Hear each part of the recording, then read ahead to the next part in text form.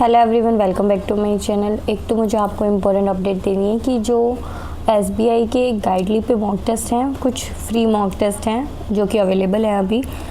जो हमारे memory based mock हुए थे ना, वो अभी अवेलेबल हुए हैं और 3 मॉक टेस्ट अवेलेबल हैं। तो वो तीनों आप लोग लगा सकते हो, जिसमें से एक मैंने लगाया था आज, तो मैं उसका एनालिसिस आप लोगों के साथ आज शेयर करूँगी और बाकी के 2 और बच्चे ये भी मैं लगाऊंगी और फ्यूचर में आपके साथ शेयर कर दूँगी।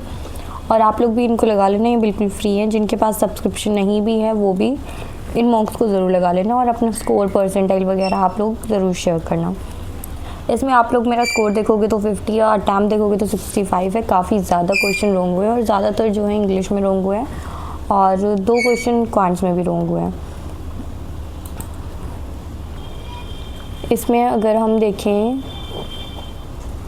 सब्जेक्ट वाइज अगर हम देखते हैं तो इंग्लिश में जो स्कोर है वो 26.5 बन रहा है, क्वांट्स में 8.5 बन रहा है और रीजनिंग में 15 बन रहा है और टोटल तो 50 है। ठीक है, अगर इसमें हम परसेंटेज देखेंगे तो 93.33 परसेंटेज है, जो हमारा टारगेट है उससे लो है। 95 प्लस हमारा टारगेट रहता है, लेकिन ठीक है, बुरी नहीं है परसेंटेज। 90 प्लस भी परसेंटेज आती है तो दैट्स अ गुड परसेंटेज। ठीक है, और कभी कभी अप एंड डाउन होना नॉर्मल है, ऐसा कुछ बहुत बड़ी बात नहीं है। कभी कभी 70-80 भी चली जाती है। इसमें अगर आप सबसे पहले देखोगे तो इंग्लिश में जो है काफ़ी क्वेश्चंस रॉन्ग हुए हैं। इसका वैसे अभी मैंने एनालिसिस किया भी नहीं है, लेकिन मैं आप लोग के साथ शेयर कर देती हूँ। सबसे पहले एक आरसी था, आरसी के 9-10 क्वेश्चन थे जो कि मेरे ठीक हुए, सिर्फ एक रॉन्ग हुआ है। टॉन में मैंने गलत बताई, न्यूट्रल और क्रिटिकल में मुझे थोड़ा सा डाउट था क्योंकि इन्फॉर्मेशन दी जा रही थी और थोड़ा सा क्रिटिसाइज़ भी किया जा रहा था, लेकिन वो उसी तरीके से किया जा रहा था कि जैसे बात ही बता रहे हो, तो इसलिए मैंने न्यूट्रल सेलेक्ट किया था, बट क्रिटिकल यहाँ से सेलेक्ट करना था। उसके अलावा पैराजम्बल में रॉन्ग हुए मेरे 2।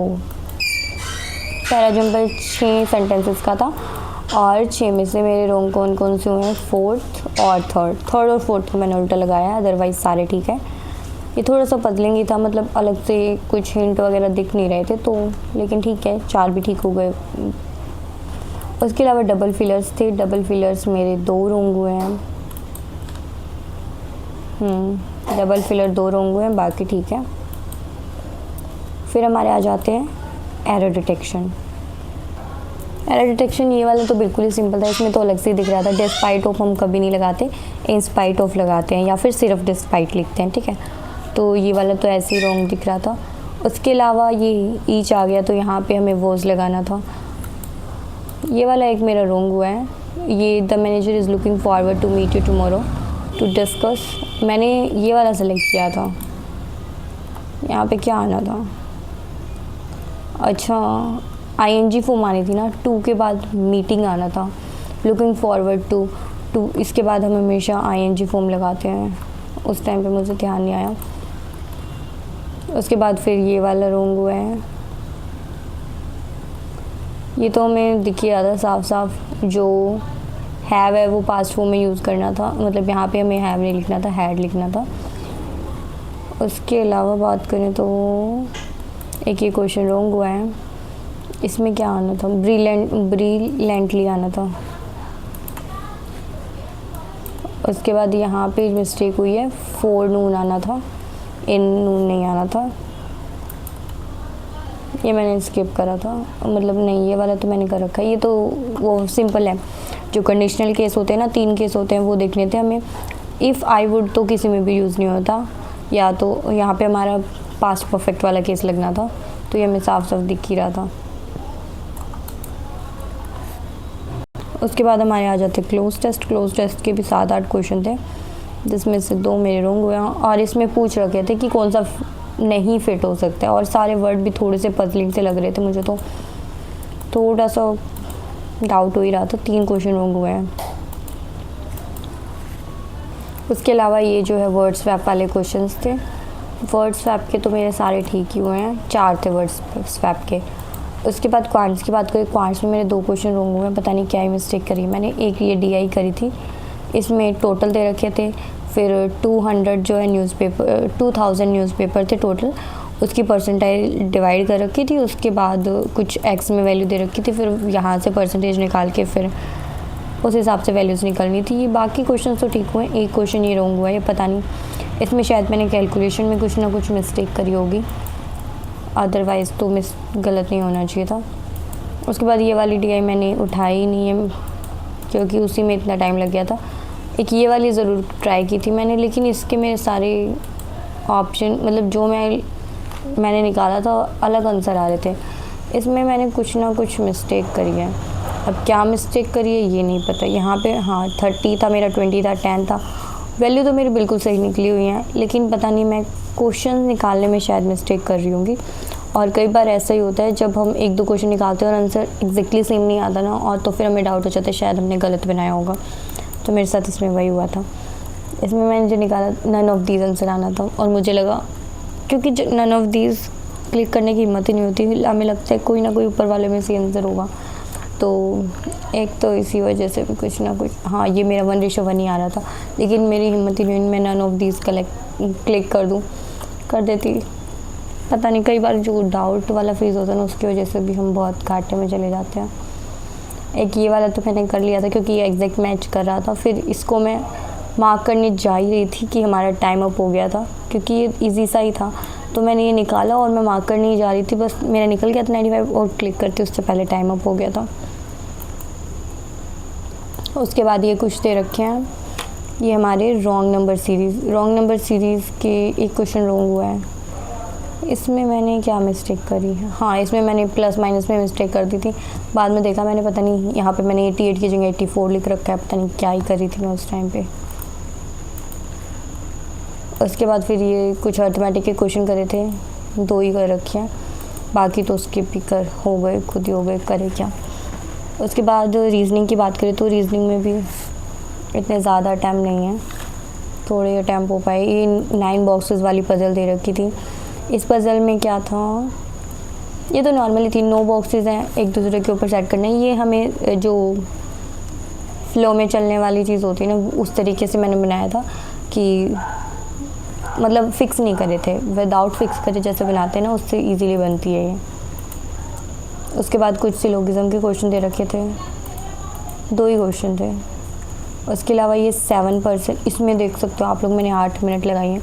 अब 25 नहीं 20 मिनट में से अगर 8 मिनट में एक ही क्वेश्चन को लगा दे रही हूँ और फिर भी वो बन नहीं रहा, तो कैसे ही अच्छा हो जाएगा पेपर। वो तो आप लोगों को टाइम देख के पता लग गया होगा। 8 मिनट गाइस बहुत ज़्यादा मायने रखते हैं।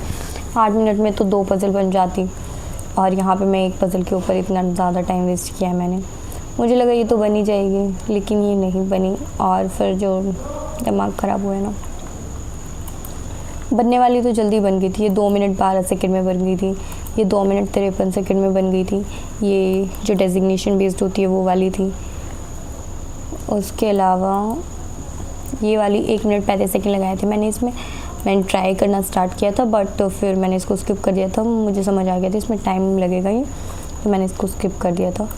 और ये वाली इन वाली पज़ल में मैं थोड़ी सी कंफ्यूज भी हो जाती हूँ कि ये 3 चीज़ दे रखी हैं, उसके बाद सेट करने में थोड़ा सा इसमें दिमाग लगाना पड़ता है और टाइम कंज्यूमिंग हो जाती है वैसे ये। और मेंस वाली तो बहुत ज़्यादा, प्री वाली तो फिर भी थोड़ी सी ईजी आती है, लेकिन मेंस वाली तो बहुत ही घुमा देते हैं, वो क्या ही करना है क्या नहीं कुछ समझ ही नहीं आता। उसके अलावा लास्ट में एक और दे रखी थी, ये मैंने उठाई नहीं, ये 14% वाली थी। ये 14% वाली थी इसलिए मैंने नहीं उठाई, और वो 7-8% वाली थी इसलिए मैंने उठाई थी, लेकिन ये हो जाती वो नहीं हुई क्योंकि 8 मिनट लगाए। 8 मिनट में तो एक ये पज़ल बन जाती, एक ये भी बन जाती, कम से कम इन दोनों में से एक तो बनाती मैं। अगर 3-4 मिनट जैसे ही मैंने देखा, एक तो मैंने देखा ही नहीं, मुझे देखना चाहिए था कि 2-3 मिनट जा चुके हैं, 3-4 मिनट जा चुके हैं, और 4 मिनट से ऊपर तो आप किसी क्वेश्चन को टाइम दे ही नहीं सकते। इससे ज़्यादा डिज़र्व नहीं करता कोई भी क्वेश्चन। अगर आपका बनना होता है तो 4 मिनट के अंदर बन जाती है, कोई भी पज़ल हो प्री लेवल पे तो। लेकिन 4 मिनट से ज़्यादा जा रहे हो तो इसका मतलब वो नहीं बनने वाली, और नहीं बनेगी और आपका टाइम बहुत खर्च कराएगी। तो इसलिए उसको आपको वहीं स्किप कर देना चाहिए। ये मिस्टेक मेरे से बहुत बार होती है, और हम कोशिश करेंगे कि एग्ज़ाम में जाएं ऐसी गलतियां ना करें, एग्ज़ाम तक हम सुधार कर लें अपने अंदर, ठीक है। लेकिन ठीक है, अभी हम कुछ नहीं कर सकते। और वैसे आप लोगों ने मेरी परसेंटाइल देखी थी 93 पॉइंट समथिंग की। अगर मैं ये पज़ल ना उठा के बाकी पज़ल्स बना लेती तो ऑब्वियसली गाइस एक पज़ल तो पक्का बननी थी, और दूसरी पज़ल भी शायद बन जाती, और अगर दोनों बन जाती तो 10 मार्क्स सीधा इंक्रीज़। 10 मार्क्स इंक्रीज़ होती तो परसेंटाइल 97, 98, 99 ऐसी जाती। लेकिन कोई बात नहीं, अब जो भी है ठीक है। हम अपनी मतलब अभी मॉक टेस्ट देते टाइम हम जितनी गलतियाँ कर सकते हैं कर लो, कोई बात नहीं, क्योंकि एग्ज़ाम में जाके हमें वो गलतियाँ नहीं करनी है। अगर हम एग्ज़ाम में जाके गलतियाँ करें और फिर सीख रहे हैं तो वो गलत चीज़ है। अब मॉक टेस्ट में कितनी ही गलतियाँ करें, हम घर पे मॉक टेस्ट दे रहे हैं, अपनी सुधार कर सकते हैं, एग्ज़ाम में उनसे बच सकते हैं, वो ना करें। लेकिन अब हम मॉक टेस्ट लगा ही नहीं रहे, हम कुछ कर ही नहीं रहे घर पे, हम ना कुछ गलतियाँ कर रहे हैं ना कुछ समझ रहे हैं, तो फिर सीधा एग्ज़ाम में जाके गलतियाँ करेंगे और तभी समझ आएगी और फिर कोई फ़ायदा नहीं है, क्योंकि वो एग्ज़ाम 1 घंटा वो बहुत ज़्यादा इंपॉर्टेंट होता है, तो उस टाइम पे हम रिस्क नहीं ले सकते। तो अभी ज़्यादा से ज़्यादा मॉक टेस्ट लगाओ गाइस, गलतियाँ करो, उनको सुधारो, ताकि एग्ज़ाम में आप लोग अच्छा परफॉर्म कर पाओ, ठीक है। तो ठीक है गाइस, आज की वीडियो में हम इतना ही रखते हैं। आपको कोई भी डाउट हो तो आप लोग कमेंट सेक्शन में पूछ सकते हो, या फिर आप टेलीग्राम ग्रुप में भी पूछ सकते हो, और लिंक मैं आपको डिस्क्रिप्शन में प्रोवाइड कर दूँगी ग्रुप का। और बाकी आप लोग अच्छे से अपनी तैयारी करते रहो, SBI PO के, IBPS, और हाँ IBPS PO के भी फ्री मॉक टेस्ट अवेलेबल है, मेमोरी बेस्ड वाले, वो भी आप लगा सकते हो। दोनों के लगा लेना, SBI के भी और IBPS PO के भी, जो भी लाइव मॉक टेस्ट होते हैं वो सब भी आप लोग लगा लिया करो, ठीक है। अच्छे से आप लोग अपनी तैयारी करते रहो। All the very best guys for your upcoming exams.